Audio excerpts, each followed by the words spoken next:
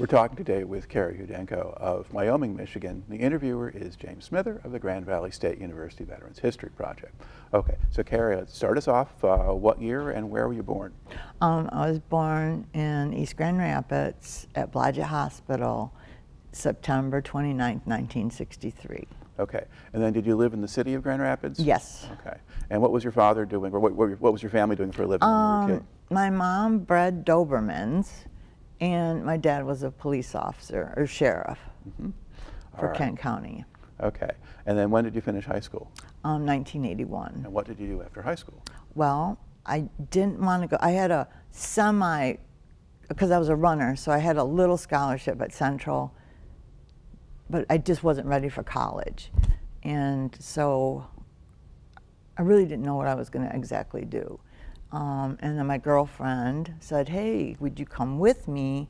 Because they had a 2-year nursing program with the US Army. So I went with her, and I was thinking, for me, marine biologist, veterinarian, but my ACT kind of put me in another place, so I wasn't certain.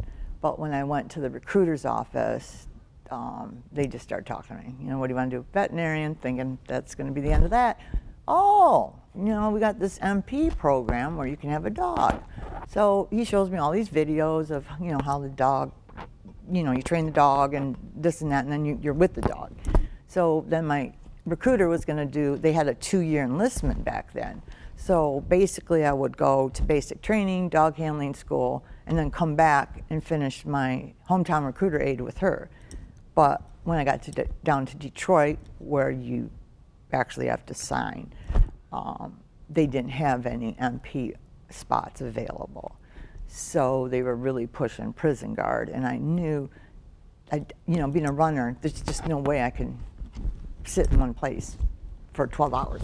So they just worked prison guard, and then they'd go out and come back. Well, we got an MP spot over in Germany. You know, didn't want to go overseas. So finally, they had an open-ended spot, which wouldn't be overseas, but I wouldn't know where I would go. But it would be in the States. So I signed up for that as an MP.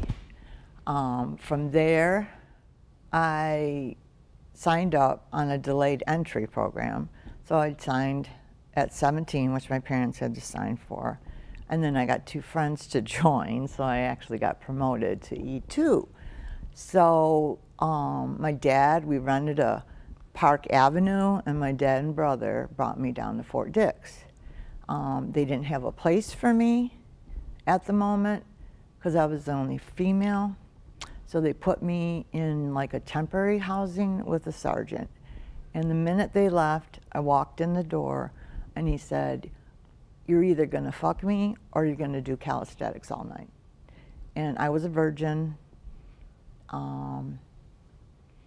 I can't even describe what that was like. So I did calisthenics all night until he fell asleep. And then I just remember getting on the top bunk as far away as I could and just, you know, just rocking. But they were putting you in a place with a man? Yeah. To start with? Yes. So right off the bat, that's my first day. Welcome to the Army. So they didn't have room for me in the barracks. So they took all the guys out of the barracks, put them 4 in a room, and then gave me a 32-bed area, which I had to buff every day. So all the guys would just watch as I'm buffing this entire bay for 1 bed. And then it just took me a real long time. Like, they tried to put me in with, there was a sergeant, that was a female, so they put me in her room, and when she came in her room, she about had a heart attack. You know, who in the heck put this private in my room? I'm a sergeant. You know, so then we just went on from there. And then I think about 6 months into my enlistment, we were going to Reforger, Germany. So, which I didn't want to do, but I went, I had to go. All right, now let's back up a little bit. So you get there. Now, did they, while you were at Fort Dix was your basic training? Yes. Okay. No, so, no, Fort Dix was my first duty. That's right, I didn't even tell you about my let's training. Back up. Yeah, back up to basic training. Yes, let us do that. Okay. So I had to do MP and AIT at Fort McClellan, Alabama. Okay. I was a squad leader. Okay. I definitely had leadership potential. I didn't have there was girls, so we were training with the guys, but then that was kind of the end of training with the guys, and then we wore boots when we had to run, and we were the last group to have to wear boots to run 2 miles in, So, but I was a runner, so they would let me run.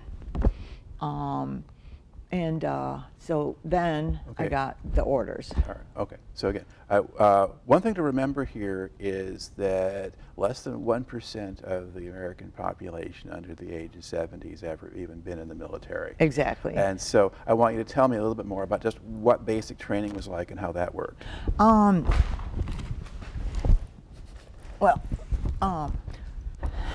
Well, the thing is, now my recruiter, I was a runner, so she had me training, push-ups, sit-ups, running, push-ups, sit-ups, running.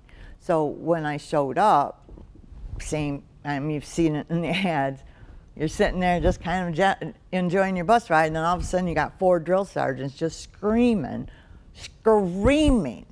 So we're all running around, and there was girls that couldn't even do a push-up, because a lot of them were getting out of jail sentences. So probably half of the girls were getting out of a jail sentence of some sort by joining the military. But I just remember doing push-ups and push-ups and push-ups, and there was girls that couldn't do one.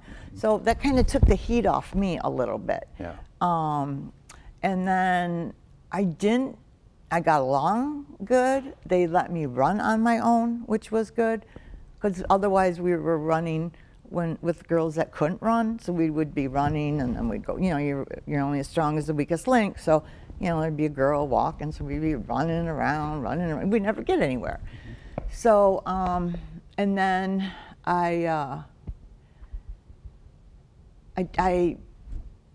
excelled. Mm-hmm. Aside from running, what else did they have you do in basic? Well, I do have all the pictures of that.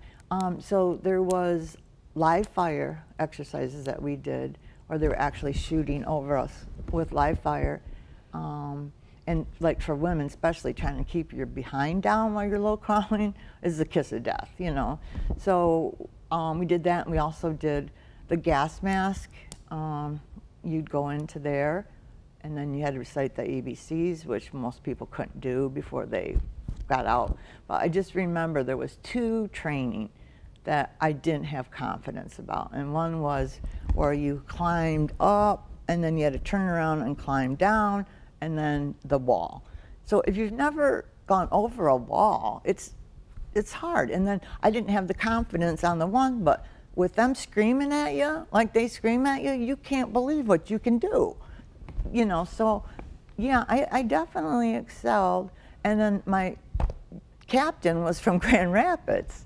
So it kind of was a little homey for me, just talking about that. But other than that, it was just all training. Okay. 24-hour training, 10-mile marches, and because I could run, I carried the radio, carried my guns, I carried everything. I could still outrun the guys with all that weight. So I did good, and we trained with the Marines at AIT. They did their own basic, but they did the Army AIT MP training. Okay, and they were doing that at Fort McClellan too? Yes. Okay. Just the AIT. They did their own basic. Right. Okay. So what was the AIT like? Well, AIT, sometimes you got an overnight stay. You were able to go to the PX, because we had no music, no telephones, no nothing. Payphone, you get one call if you're lucky. So we got a little more freedoms, but it was all classroom. Mm-hmm. Guns taken apart. I mean, just until you could do it with your eyes closed. And then we had the black leather boots. Polishing, and the brass, polishing. I mean, half my time was polishing. Now they got Velcro and, Velcro shoes, All right. And, so was there actually training to be an MP, aside from polishing boots? More of a garrison, but then we did the air, you know, we did the military part. You know, we had the bayonets. You know, we went running in with bayonets and putting the bayonet on and running, and then we had a lot of hand-to-hand, and a lot of like POW type training, and the gun just being your best friend. You know, you had to sleep with it. You had to be, you know, if you were missing your gun, you were gone. So that gun just, you know, you might as well just wear it while you're sleeping, because that gun ain't going nowhere. All right. Now, did you have, was it a pistol or a rifle or what? 16. Okay, M16? Mm-hmm. Okay. And then during the MP training, then we qualified with sidearms. Okay. So I actually carried a 45 and a 16. Okay. And so how long did the training last between basic? 8 weeks for basic, Okay. 8 weeks for AIT. All right. So when did you finish AIT? So I went in February, so let's say March, April, May, June, July, August. Okay. And then it was awaiting orders, and then that's when I got. And then you got to Fort Dix. Yeah. And then, so how long did it take them at Fort Dix to find a regular place for you to stay? I'm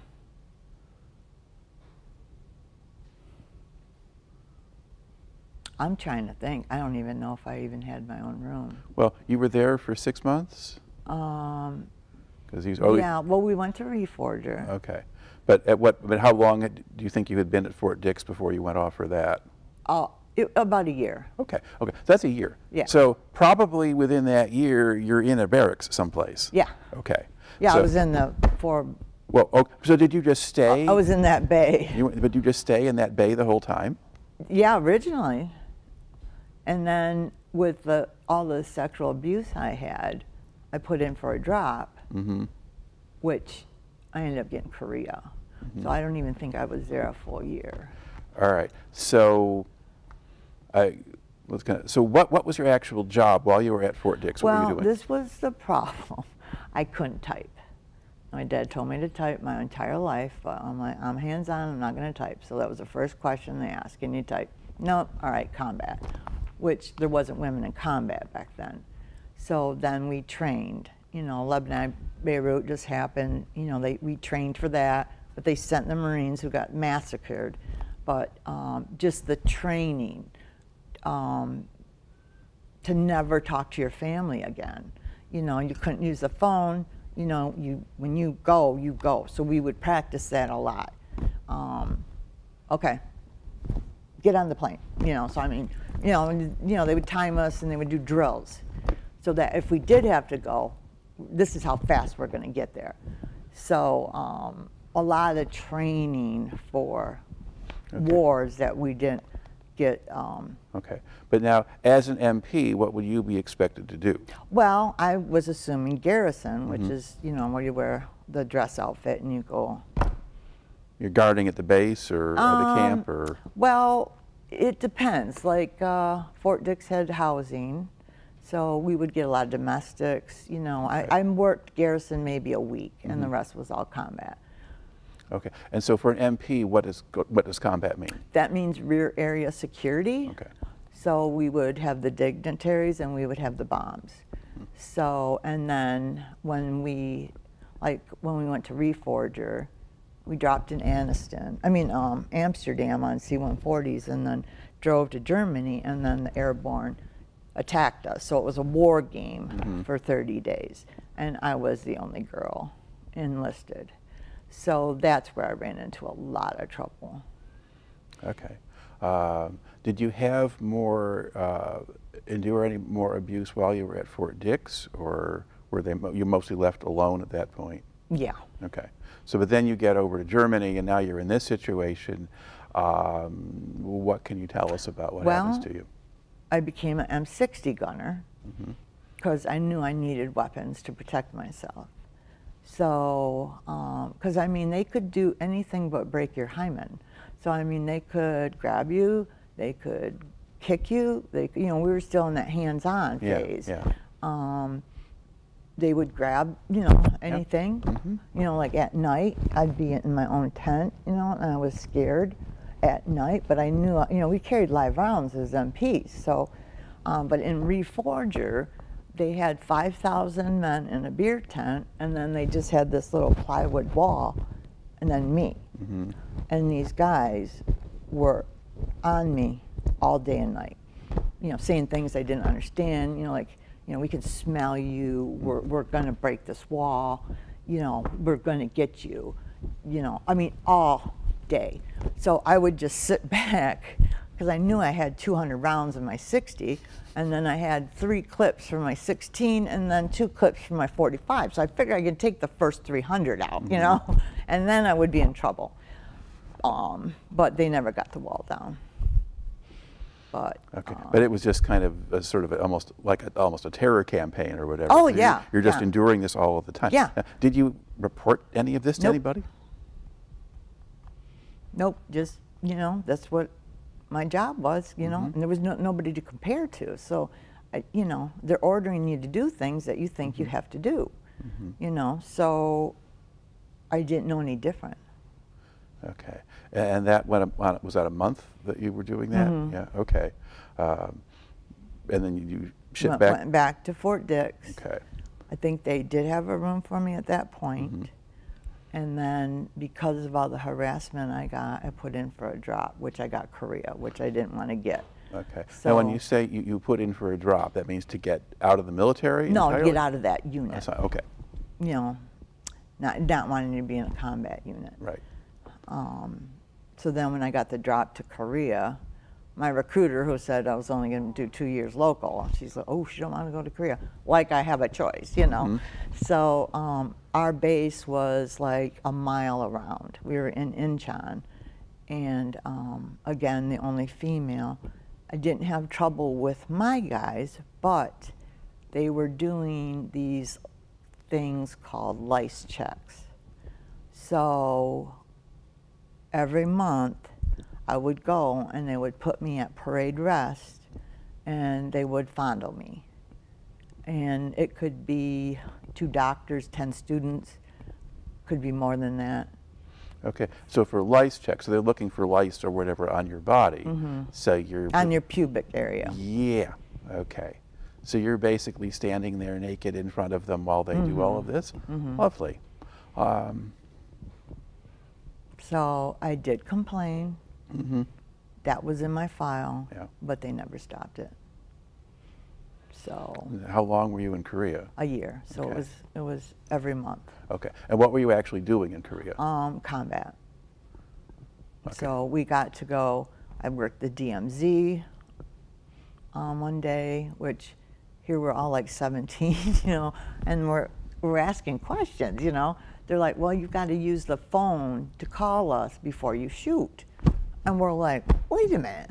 What about if they're shooting at us? Or what about if nobody answers the phone? I mean, we're just, you know, we're just these kids that are scared to death. And finally he said, just get it going, get out there.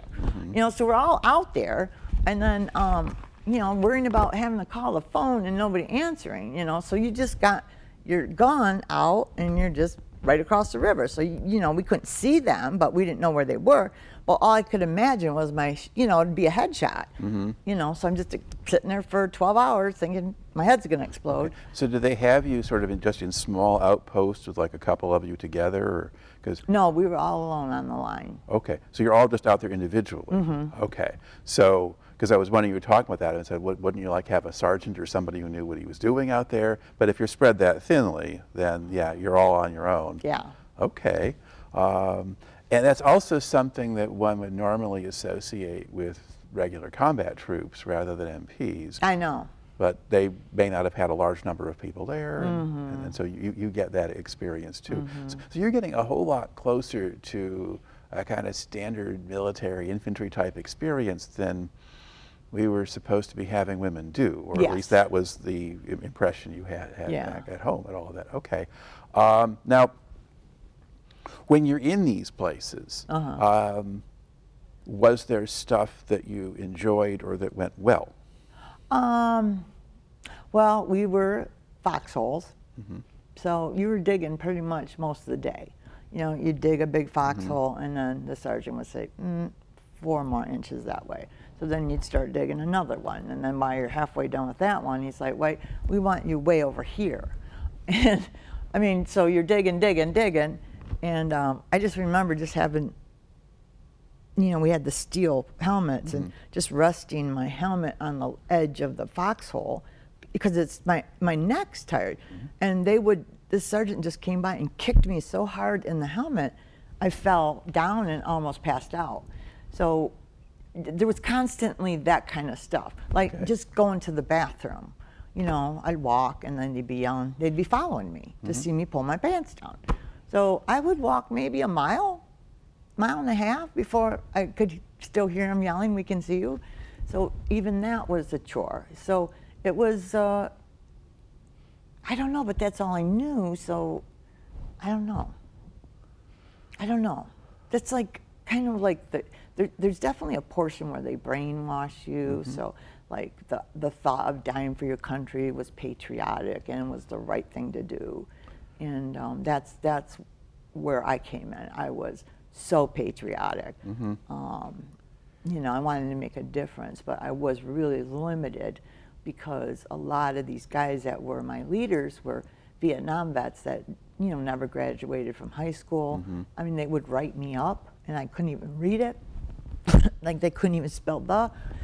And I'm like, you're really gonna put this in my file? You can't even read it, you know? So just that kind of stuff, just you're never good enough. You're never good enough.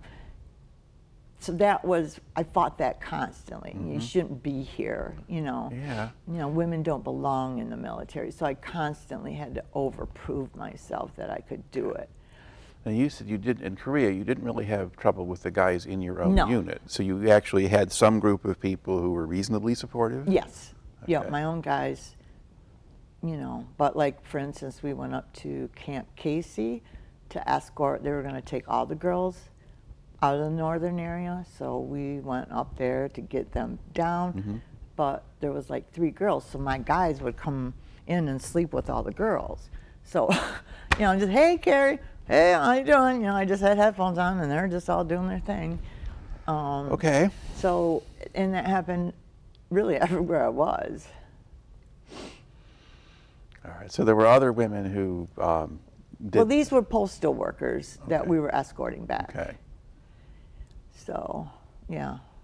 Even in my barrack in Korea, there was a nurse, and I remember one time, like in Korea, if your family has money, they can join the KATUSA program, which works with the US military, Right. otherwise they're ROC, which is very, very hard training. Right, ROC being that's the regular army for South Korea. For Korea. Yeah. So she had a ROC soldier in our room, and my door was shut, and I just came out of the field for a month. And I really didn't handle that well, but I couldn't get in my room. And I mean, I'm exhausted. I can't even carry my gear anymore. So I mean, I'm banging, I'm ready to shoot the door down. And then here comes this ROC soldier, and I didn't even know if they could be on our base that she was sleeping with. So it just was crazy. And then in Korea, too, most of our job was patrolling the VD districts. So we'd get top 5 VD bars, and then we would patrol that area. And if we found a soldier, they would get arrested. So we walking, you know, girls had never seen a girl. So all the girls are offering me all these deals better than the guys, you know. But just that whole thing was just crazy, you know, because they were sold into prostitution. So some of these guys that came over at 17, never been in love, fall in love with these girls, pay off their debt, and then marry them and take them home. So. Well, you're getting an education of sorts. Oh, absolutely. Yeah. All right. Okay. So how long are you in Korea? A year. Okay. Are there That other? was considered a hardship tour back then. Now, are there other things that happened during that Korean tour that kind of stand out in your memory?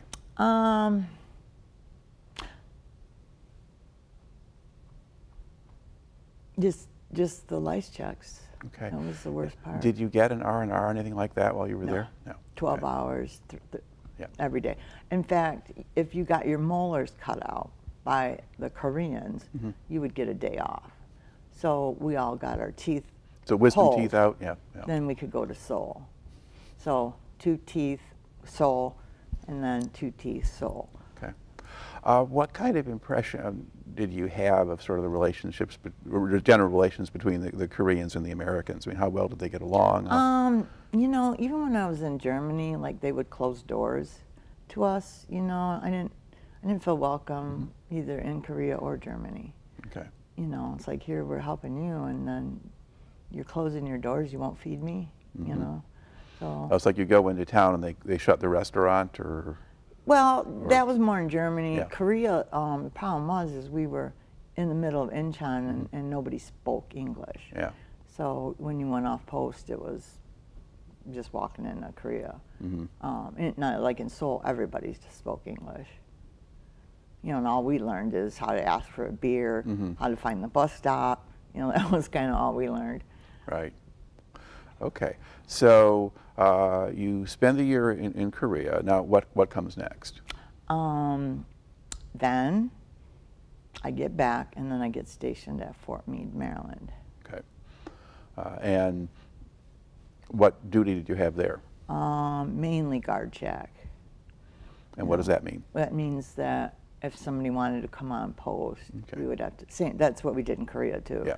Just checking badges. Right.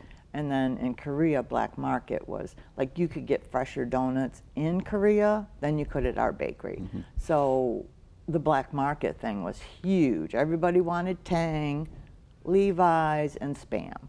So I would have to, you know, the girls would put it everywhere. So because I was a girl, again, they had me searching all the girls, and these girls would have that Spam just stuck up there as far as they could. But yeah, those were the 3 things. Okay.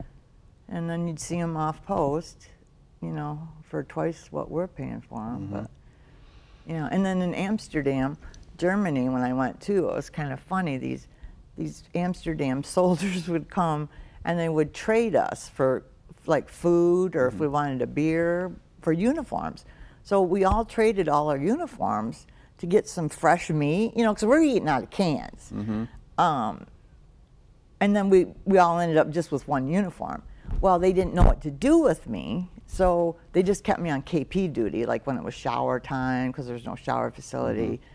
And literally, my uniform just stood up. It was so dirty, you know. But yeah, KP duty, you know, just whatever they could make me do. Okay. So now you get to Fort Meade. Now, was life at Fort Meade better than it had been at Fort Dix, or Yeah. were you okay?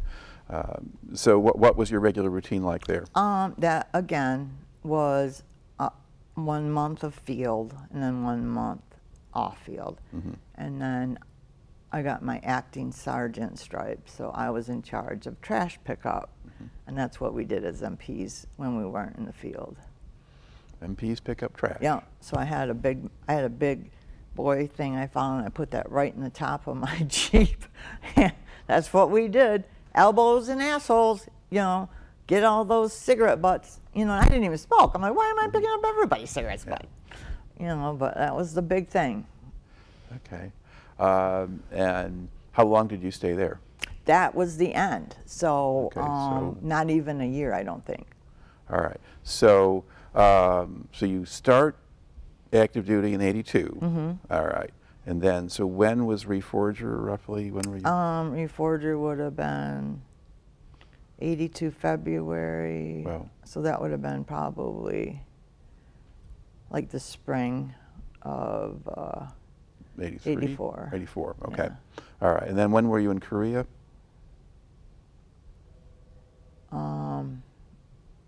Let's see, I don't think I wrote those down.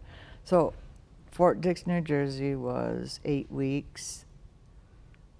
And then I went to Fort Meade. So Fort Meade was pretty much a year. Everything was pretty much a year. Okay. All right.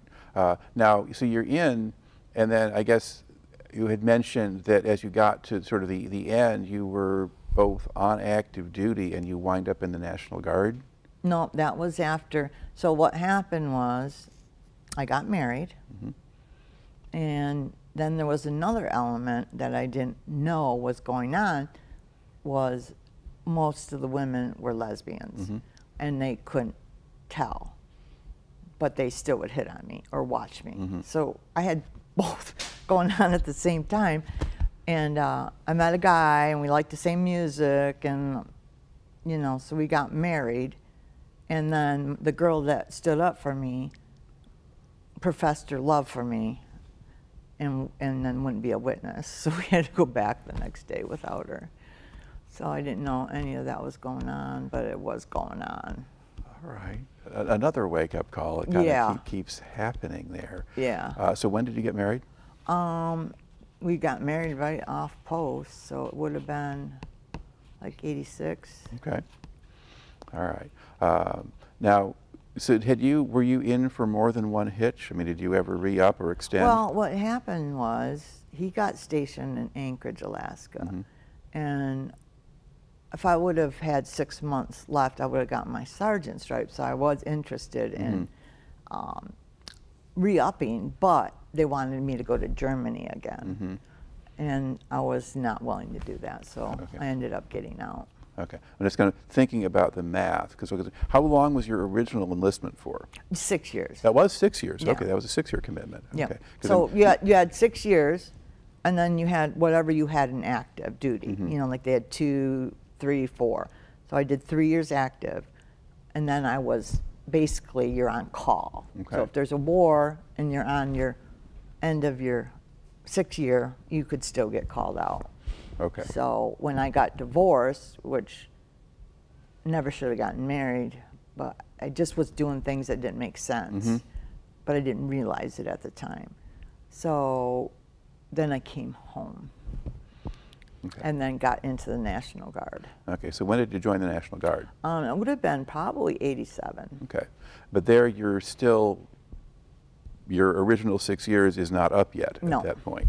All right, so you're sort of overlapping, but you're just working with the Guard now? Yeah, they had to try 1 year. So I thought, yeah, I'll try it. And the MP base was in Lansing, which I wasn't going to drive, so they gave me a supply position at 44th Street. Okay, so you're at the armory down here in Wyoming, yeah? Yeah. Okay. And how was that job relative to the other ones you had? Well, we did grailing. I mean, and there was guys hitting on you. I mean, I just can't even make it clear. I mean, like, even just dancing with my girlfriends. I mean, these guys would get so close to you with their face right here, you know, and it's like, you just didn't, they came up with so many things that you just couldn't, like I'm just finding even now suffering, it's like I either overreact or I don't act at all. You know, there's no really flight or fight, because if I don't fight, it's like I'm just paralyzed. I don't know what to do. So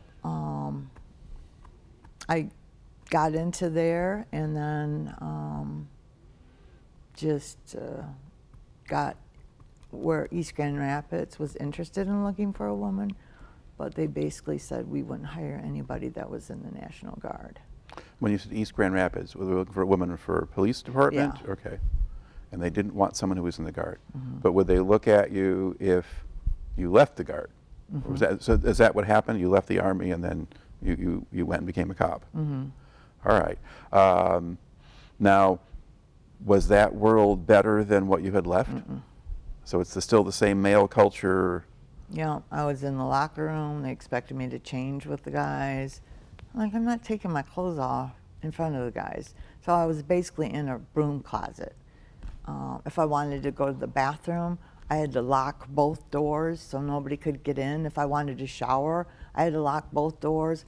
And I just didn't do it because I'm like, what about they have to go to the bathroom? Yeah. And then I had to sleep with the guys. So the sleeping with the guys caused problems with their wives. So it was just crazy. And then, because they just went public safety, so they combined the police and fire. Yeah. So they had all these women that wanted to be a police officer there, but nobody wanted fire. And I'm like, I'll take whatever I get.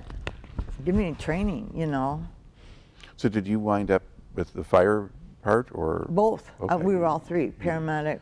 Okay. So how long did you stay there? 17 years. Okay. So now, over the course of 17 years, did things get better? Yes. Okay. Well, I got a voice, you know, but what happened is they didn't know what to do. They did make them take their girly magazines or calendars down, so they were upset about that. And then they didn't like it when I wore shorts. Like, she shouldn't be wearing shorts around here. I'm like, everybody else is wearing shorts, why can't I wear shorts? So there would just be this little nitpicky stuff, you know, and then like fire. Testing the hoses, you know, they'd put it at like 120 pounds, and I'd literally be in the air. So it just, my whole life, I've been trying to prove that I'm good enough and I'm worthy, and I'm in my heart's in the right place. But I didn't know cops lied. I mean, that's how naive I was, and I just remember cops lying, and me talking to my dad. Do cops lie on the stand when they swear to God? Yes, you don't know that? No, I thought everybody that swore to God told the truth. It blew my mind that they lied on the stand. So there was a black chief and black captain at Grand Rapids, and he fired 5 white women. They all fought it and they all lost, but there's still like a $2 or $3 million lawsuit out there. And then he came to East Grand Rapids and had my 20-year career done and was out in 3 months. Just making complaints, you know. Oh, she had her uniform on inside out, and we ordered her to change it, and she didn't. Just everybody had to write something bad about me. So I knew they were building a case, because I helped build cases, you know. So did you just resign, or did No, they fired me. They fired you, okay. What did you do after that? Well, I fought it, and then they had to fire. See, I was the last of the pensions, so they were pushing everybody out with pensions. So, so they really did really crooked stuff to get rid of me. I had a body mic. I mean, anyway, just because all the attorneys never got paid, nobody would take my case. So the only interesting thing was the union president fired, called my dad and said, she's got 5 days to file for disability on her pension, which we knew nothing about. So I filed, and now they're paying me every month, you know, $1,500. Where I would have taken probably $100,000 settlement, now we're into the $300,000 the longer I live. And I love it, because probably at every city meeting every month, they've got to look at that little money they pay me for disability, you know, because I was the last with the pension. Okay, and what disability did they diagnose you with? Or? Well, I was on antidepressants. I got married for a second time, and I just couldn't stop crying. So I was crying all day, stopping cars, doing calls, and they said, if you can't stop crying, we can't keep you hired. And I'm like, what do I do? Well, you need to go see a doctor. So then I got on Zoloft, and then I stopped crying. Okay. But then inevitably, that's what they used against me. You know, you're on a mental, and half the guys were on mental illness drugs, but they just really hit me hard with that. And then I had a neck injury. So like in physical training, I would never win. You know, boxing, I would never win. So we had to do like these push and falls. So in case somebody pushed you, you would fall back, bounce on your back, and then jump like a Power Ranger move. And it was really hard. Well, they would push me so hard that my head fell off the mat. And so, you know, you didn't call the doctor unless you were severely bleeding. So I just called my doctor, and he said, don't box tomorrow.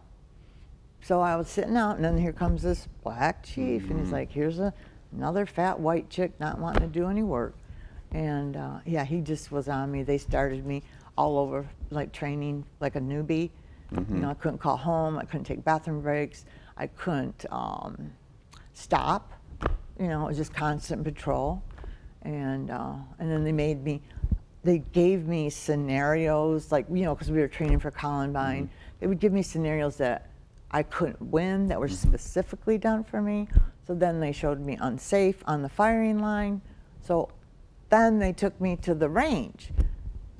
And I passed, which was unbelievable. But they, you know, their mind was made.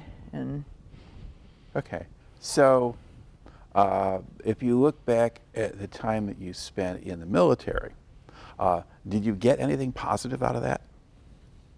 I never talked about it again. Nobody even knew I was in the Army. Okay, but for you personally, was there anything positive that you think you took out of it, or was it all just bad? Well, you didn't know it was bad because they could do it legally. You know, so that's what hurt me at East, because I put up with so much. Yeah. I just thought that was normal. So when I went to East and they were harassing me and testing me and giving me impossible scenarios, it just was like, oh, this is just my career, you know. So at what point do you figure out that they really shouldn't be doing those things? This is so particular because the original VA office was in Coit Street, the clinic, and I remember going in there and wanting to talk to somebody. This is like maybe 20 years later. Okay. And it was a black man, and I went in there and something must have happened because I left and never said anything. And then like maybe 7 years after that, I wanted to talk about it, and I got into this gal's office and she's like, why are you telling us now? And I thought, oh, you don't even believe me.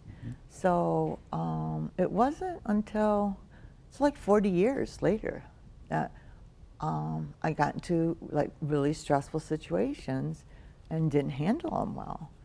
And then suicidal thoughts, and then just found out my cousin, who was an MP, she wasn't running fast enough in the bunker in Iraq, and one of the sergeants threw her in the bunker and she hurt her pinky, and she's getting $10,000 a month for the rest of her life. She'll never have to work.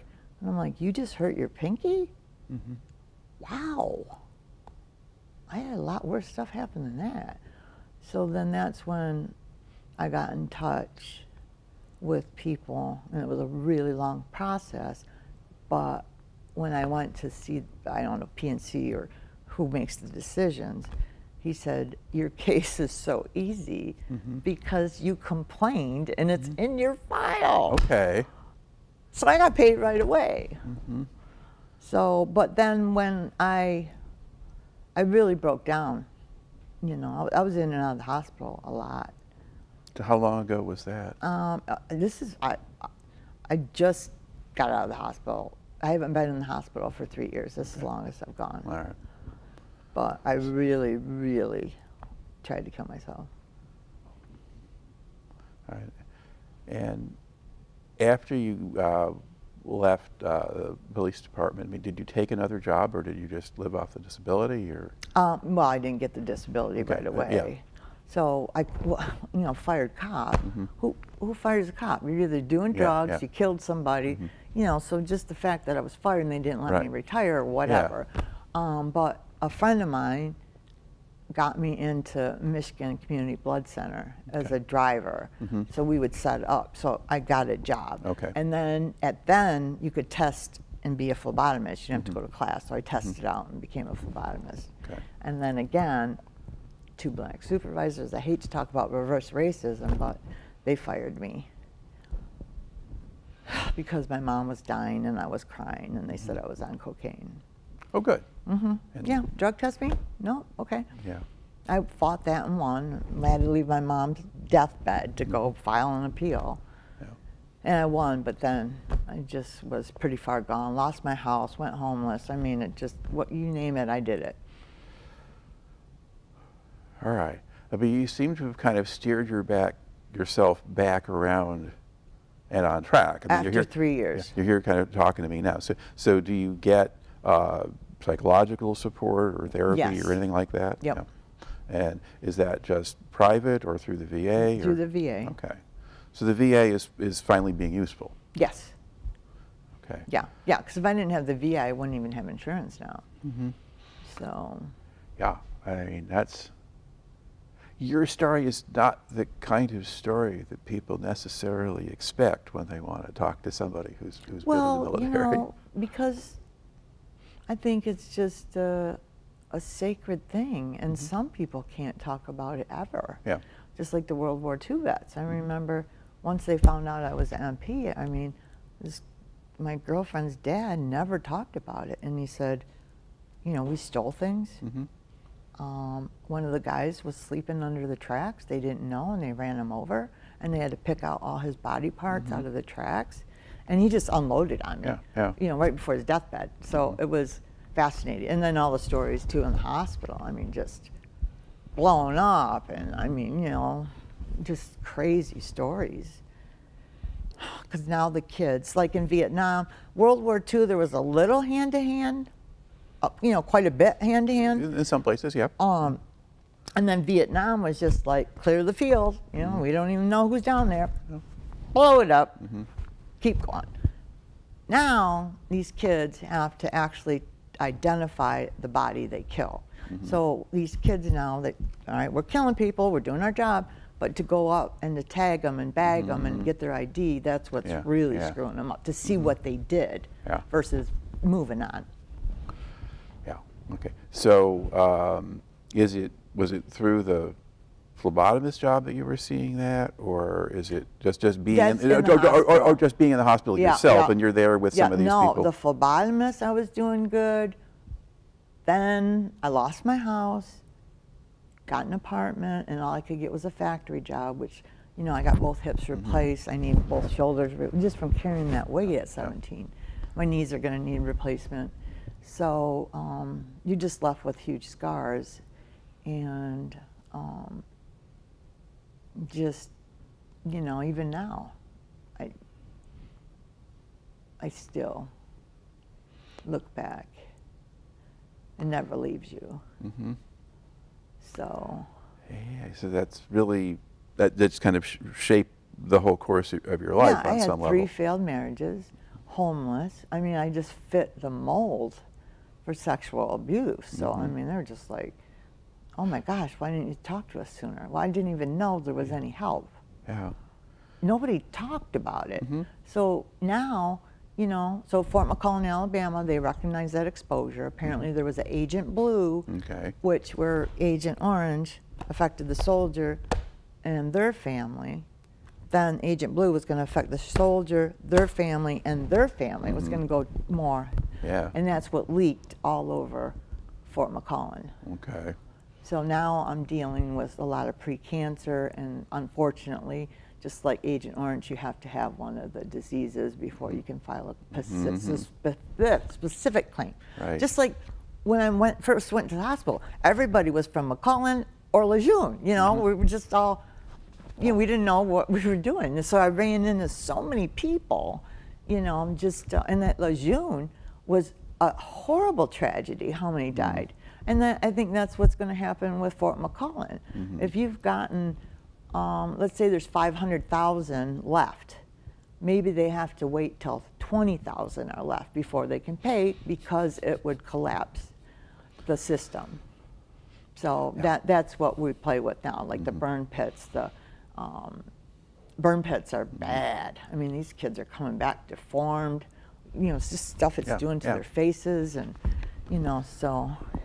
And then in and out of the hospital, you know, and then I find out these guys are lying in the hospital.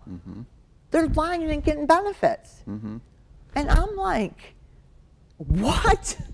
I mean, this lying thing, you know? I mean, strict Catholic here, we don't lie. So yeah, oh, you know, watch me make the Academy Award, you know, and this guy just goes in there and acts crazy, and, you know, they were getting raped in prison, you know, whatever. You know, guy said he had TBI, but he was in the office and a box fell on his head, but he said it was a mortar. You know, I mean, so just that whole system is interesting.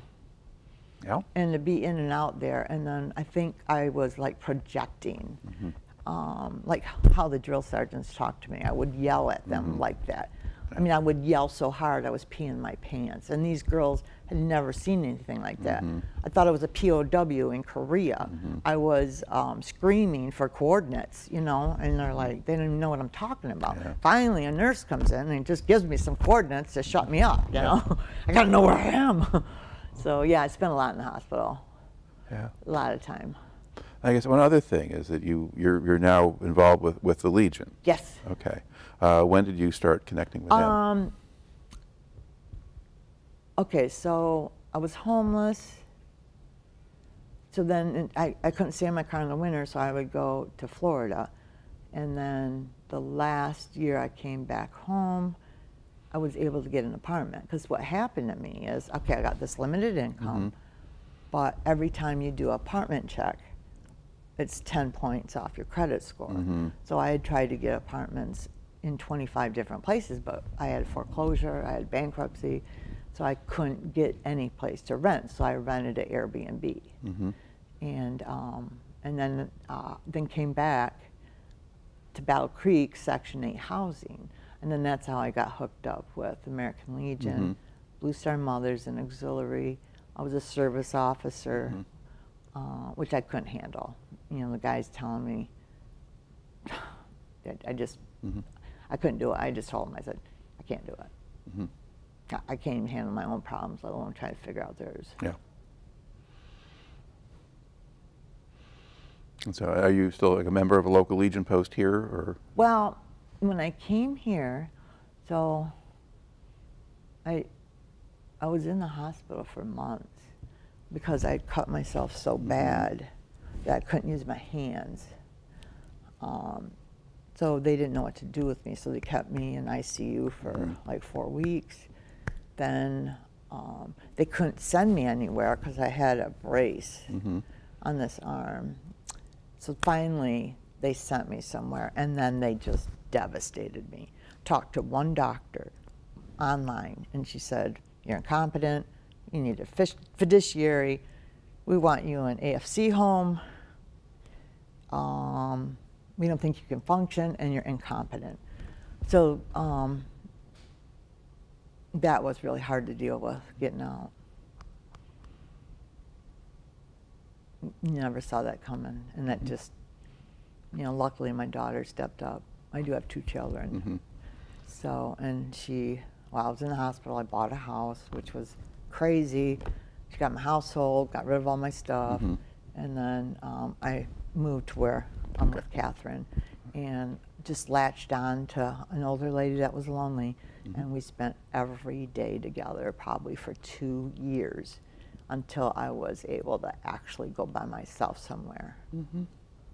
So, and now, even more, you know, now I want, and it's the craziest thing, veterans hurt me, yet I want to help them. Yeah. You know what I mean? It's just that caring soul, even though you hurt me, but I still want to help. All right. Of course, part of it is just by being willing to just tell the story. And say all of these things happen to me because there's, well, it's like the whole larger Me Too movement. It's like this has happened to a lot of other people, and maybe there's a lot of them like you who thought, well, they couldn't talk about it, or if they did, nobody would pay attention, nobody would listen.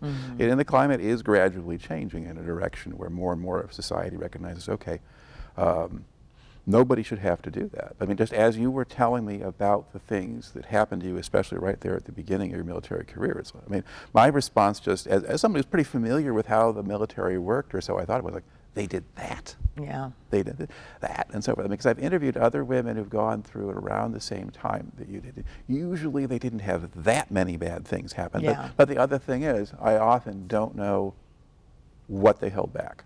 Yeah. Because I can get the impression, and I know from some of them there was a lot of stuff going on. Oh, I think, well, I held it back for 40 years. Yeah, yeah. And I think there's still stuff back there. You know, because I know I was attacked. I went to meet a guy to talk to, and he had 2 friends, and I had a knife, and I don't remember what happened. So in therapy, they're like, did you have blood on the knife? No. So probably what happened is you were attacked, and it might have been stopped.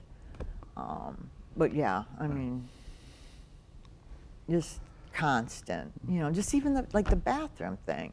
And then no showers, all right? So they're going to showers over in the barracks, and then I have to shower out of my steel pot, you know, fill it with water and wash my hair, and well, they were getting hot showers, you know?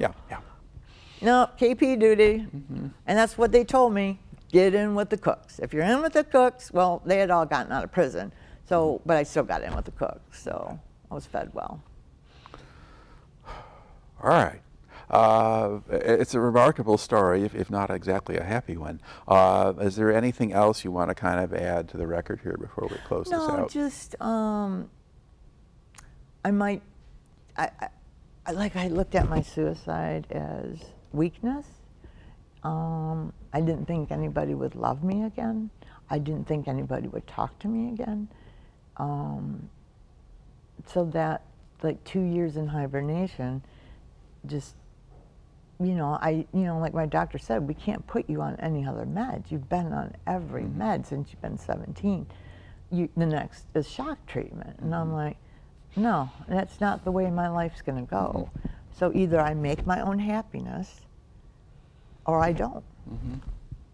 So that's what I'm doing now. I'm trying to be thankful. I'm trying to wake up every morning and think something good could happen today instead of dreading what's bad. Right. What's going to happen today? Do I even want to leave my room? Now I'm going out. I joined 208. I joined AMVETS and the Blue Star Mothers, but it's all bars, so they just the priority. Now the unit I'm in is a church, and they do, they build the ramps with Habitat. They do everything for vets. So I'm going to take that 45-minute drive, and then do whatever I can. I want to go as far as I can. I want to just open this up wide. That hundreds of women were gang raped by their drill sergeant and left in dumpsters to die. I was in the hospital with her. Left to die. And the sergeant that I was with in Germany got raped. And if she hadn't gotten raped, I would have. And then when she went back to Reforger, she got raped again. But because it was German civilians, the military won't touch it. It would have had to have been a soldier. She gets nothing for being raped twice. Wow. Yeah. So there, I don't know how much I can do, but I'm going to do as much as I can. Well, you survived all of this. Exactly. And that in itself can help people. And it's a story. Yes. So that's what I would love to reach out to people and say, you know what, you can survive suicide. You can prevent suicide. But if you're alone out there, which I was, it's so easy to just say, I don't want the pain anymore. I don't want to keep blocking these thoughts, these negative thoughts, negative, not good enough. I'm a sucker and a loser, in the country. Just the way veterans are treated, it's like we're constantly fighting. And as long as there's people there ready to fight for Camp Lejeune, for the burn pits, for all these things that are going on now that are actually affecting the soldiers, that's the people I want to outreach to. All right. Well, look, I'm happy that I'm very impressed that you managed to get through all of that and are still here, and really appreciate your sharing this story. I often think that when I talk to veterans, different people will tell me different parts of the story, and you've filled out a side of things that's very hard to get at because it's got to be that hard to talk to. Yeah. So I just want to thank you very much for coming in and sharing a story today. Oh, you're so very welcome.